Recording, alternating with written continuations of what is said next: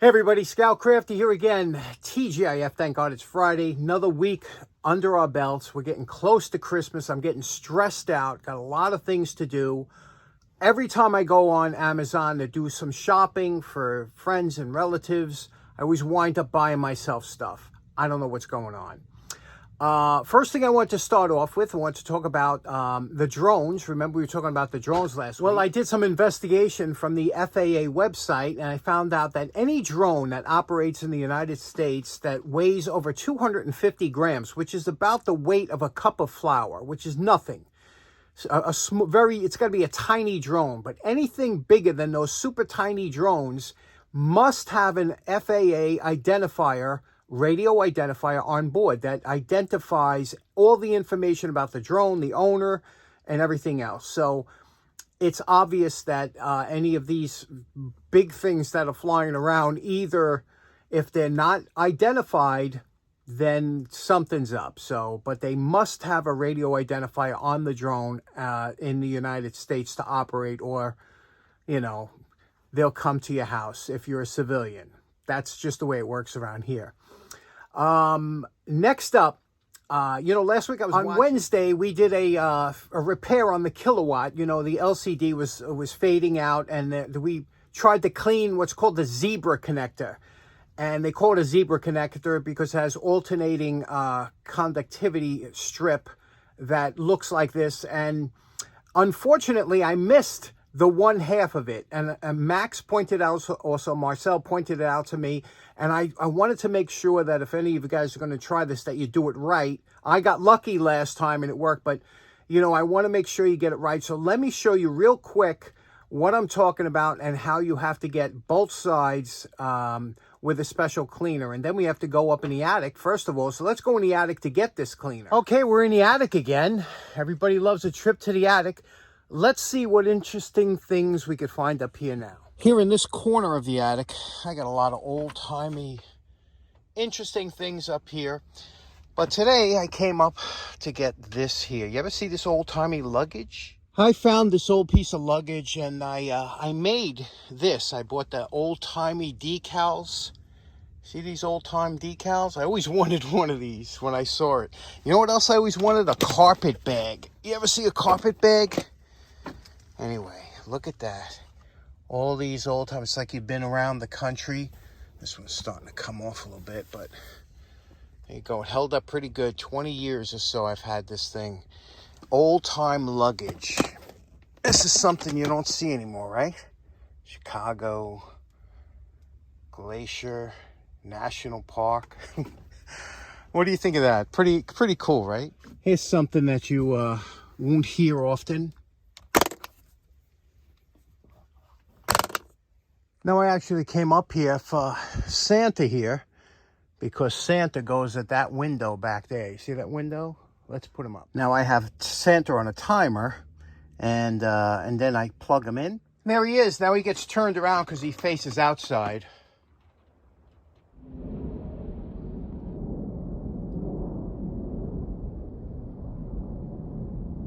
Here's something I found that's been tucked in the corner of the attic for a while. Look at this. Woolworths. Super value, 99 cents. America's Christmas store. 1 dozen of these old-timey Christmas balls. I got some really nice ones that are in a special box, but these look kind of old and dingy. I don't know what these were doing up here. Okay, now that we got the cleaner, let's get started, and I'll show you what I'm talking about with the Kilowatt. And we're back inside the Kilowatt. Now, I removed all the screws, including the 4 screws from here, and this is where the display is. We'll lift this up. Now, the mistake I made before, this is called a zebra connector. And although I got this right here, I was too low when I was cleaning this part, because the actual contacts, I don't know if you could see it, are up here. And as Max and Marcel pointed out, this is just a foam protective pad, but you could see it if I move it around. You could see there's actually contacts that meet up with these contacts. And they said, everybody says the thing to use is Deoxit. This is probably an old container. This was my dad's. My dad was big into fixing old hi-fi stereos, things like that. But Deoxit is the stuff they're saying to use. The thing is, don't, you know, if you're going to use, you got to be very careful. You're going to use a cotton swab because cotton can tear away from there and leave it on there. That's why I like the pipe cleaner. So let's clean that now. We got lucky, but let's clean that top now with this and then go over it again with the Deox, see if it makes any difference.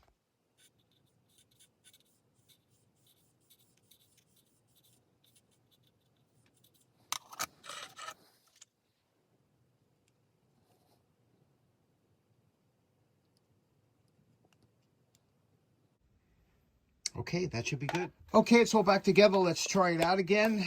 See what we got here. Okay, there we are. It's as, can you see that there? It's as dark as it's ever been, even when it was new. So that is the fix, but make sure you get the right area, and I do apologize about that. One thing interesting I just noticed about this Deoxit, check out the top. It says adjust spray, so you can have a light, medium, or hard spray, depending on how, I guess, you turn this, huh? That's interesting. Never saw that before in a can. Did you? Okay, again, special thanks to Max and myself for pointing it out that I missed that strip. I do not want to ever put out information that, you know, somebody else will not be as lucky as I was with that fix.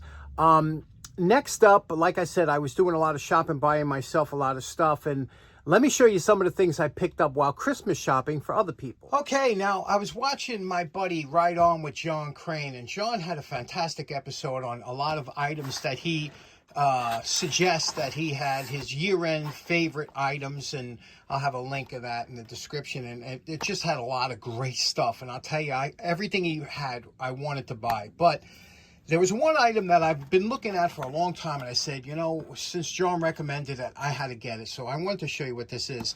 This is an automatic wire stripper. Let's open it up and see. It's a Klein, and it's $20. Let's see how this works. Okay, now a while back, I bought this item here, and this thing is fantastic. I use this all the time. I love it. It's great.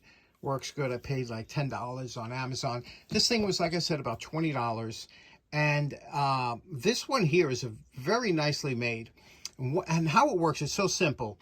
There are two adjustments here. This left adjustment is the clamping pressure, because what happens is when you put the wire in here, whatever wire you're going to strip, when you put the wire, the first thing happens is the clamp comes down, clamps the wire itself, and then these two blades here pull off the insulation.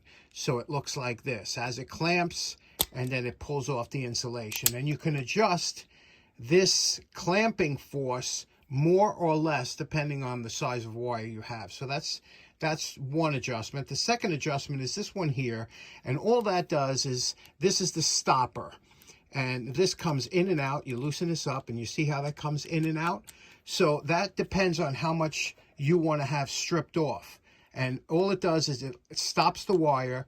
And let's say you want 3/8 of an inch, you know, you move it to 3/8, you tighten this down, and you could do every one will get the same. Most people kind of do it by eye, and they leave this thing kind of off to the side, and then they do it that way. Also down here is a wire cutter, which works absolutely fantastic. Let me show you.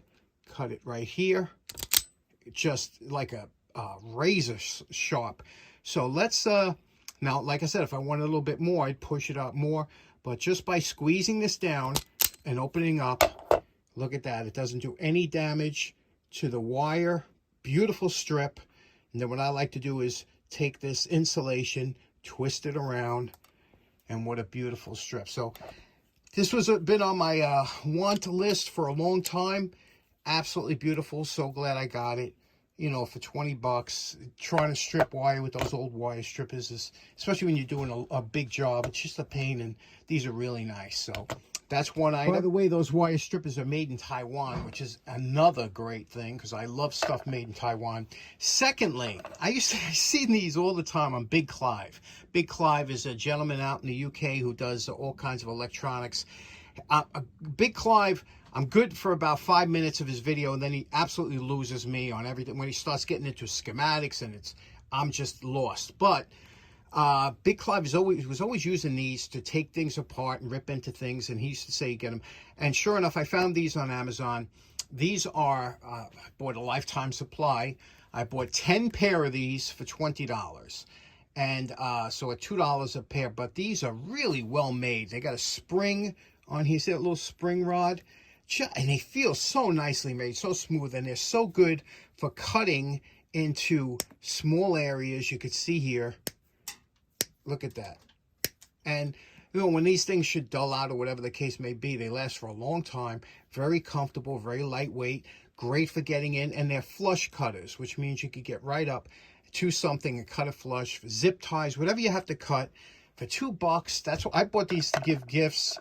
But what a fantastic pair of small cutters. So what do you think of those? Next up, as a light bulb enthusiast, what kind of maniac doesn't also like Christmas lights? They're all different types, you know. These here, I don't know if you've ever seen these before, or maybe when you were a kid. Some of you guys are old timers and like me, but I got to tell you, I never had these as a kid, but I've always seen them, always been interested in them.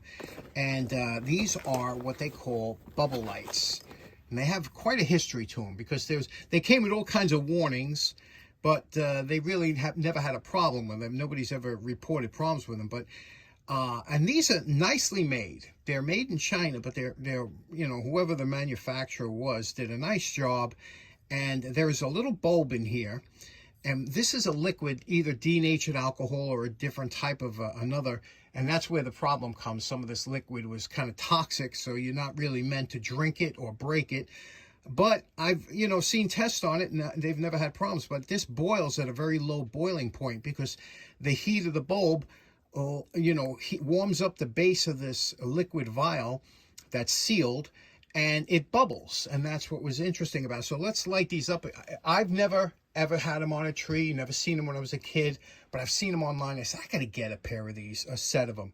So I got a couple sets. Let's light them up, see what they look like. Okay, I just plugged them in. I also took a wattage reading on the kilowatt. It's 32 watts, so they're just under 5 watts per bulb.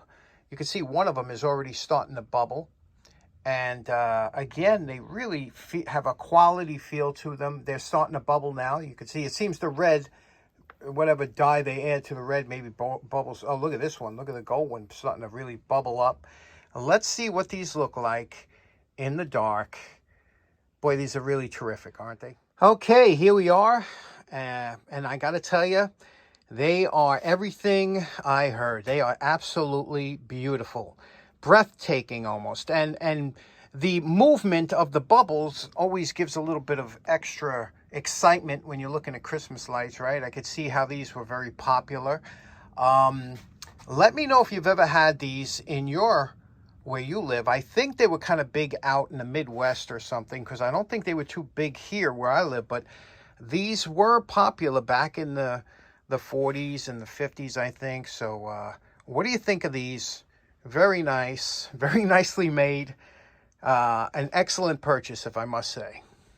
What's interesting is because this boils at such a low temperature, even after they've been off for a few minutes, the heat of the bulb still keeps this liquid bubbling for a while.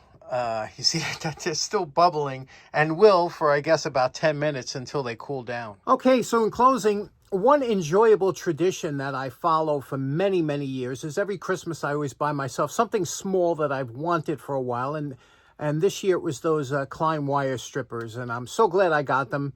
And I suggest that you also treat yourself to something small that you've wanted for a while around this holiday season. And I mean, if you're not going to take good care of yourself, who will, right? So anyway, thanks so much for tuning in. Have a great weekend. We'll see you again on Monday. Take care now. Bye-bye.